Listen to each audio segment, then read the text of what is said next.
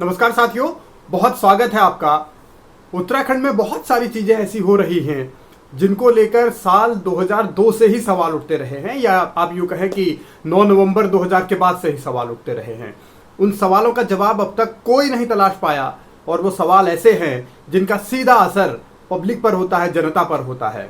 क्योंकि राजनीति जिस तरीके से चल रही है और जो समाधान के तौर तरीके हैं उन पर कोई फुल स्टॉप लगता नहीं। हर बार समस्या वही खड़ी होती है।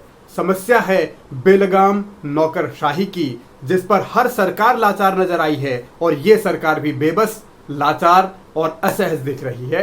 सवाल चाहे विधानसभा में उठते हों, सवाल चाहे विधानसभा के बाहर उठाए जाते हों, सवाल चाहे सत्ता पक्ष की ओर से उठते हों, सवाल चाहे विपक्ष की ओर से उठते हों, सवाल वही रहते हैं कि अधिकारी बातें सुनते नहीं, अधिकारी काम करते नहीं। और जब अधिकारी ही बातें नहीं सुन रहे या काम नहीं कर रहे, और जब विधायकों की बात, मंत्रियों की बात नहीं सुनी जा रही है, तो उत्तराखंड की आम जनता की बात क्या सुनी जाती होगी, इसका अंदाजा आसानी से लगाया जा सकता है। विधानसभा के मॉनसून सत्र के दौरान जो हुआ, उससे ये तो साफ होता है कि विधायकों को पूरी तरह से न तो प्रोटोकॉल मिल रहा है, ठीक है वो एक प्रोटोकॉल है, वो नहीं मिलता। प्रोटोकॉल न मिलने का मतलब सिर्फ यही खत्म नहीं होता, बल्कि विधायकों के अगर फोन नहीं उठाए जाते, फोन रिसीव नहीं किए जाते, बात बदसलूकी से की जाती है या इज्जत नहीं दी जाती, तो फिर ये लगता है कि उत्तराखंड में जो प्रशासनिक तौर तरीके हैं और जो सरकार का कंट्रोल है, वो कंट्रोल कहीं ना कहीं कमजोर हुआ है। रितु खंडूरी एक बार नहीं, विधानसभा अध्यक्ष बनने के बाद कई बार कह चुकी हैं कि प्रोटोकॉल का पालन कीजिए।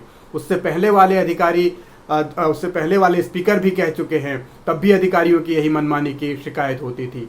सवाल अधिकारियों की मनमानी का जब होता है तो उसका असर क्या होता है। बड़े पैमाने पर इस वक्त डेंगू फैल रहा है, वो चाहे देहरादून हो, हरिद्वार हो, उधम सिंह नगर हो, नैनीताल हो, या पहाड़ के कुछ जिलों में भी ये डेंगू के मरीज मिल रहे हैं, जिसका सीधा सीधा नुकसान जनता को ही हो रहा है। क्योंकि डेंगू जो लोगों को हो रहा है, उनको कई जगह इलाज नहीं मिल पा रहा, कहीं उनको अस्पतालों में बेड नहीं मिल पा रहे। तो ये चुनौतियां हैं, और इन चुनौतियों का सामना कैसे हो, सरकार का जब तक कंट्रोल नहीं रहेगा तो सरकार कमजोर कहां है।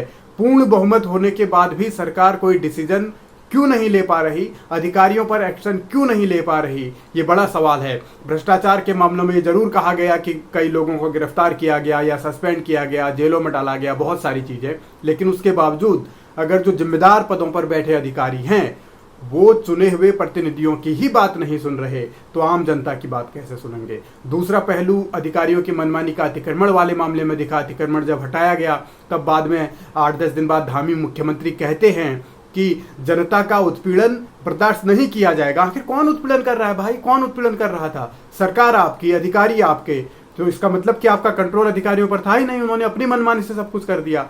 तो ये एक ऐसा सिस्टम है जिस सिस्टम को उत्तराखंड में डेवलप किया ही नहीं जा सका।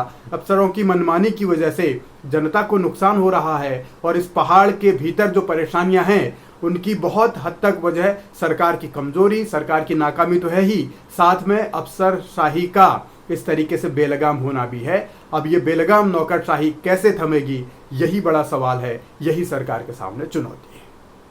नमस्कार।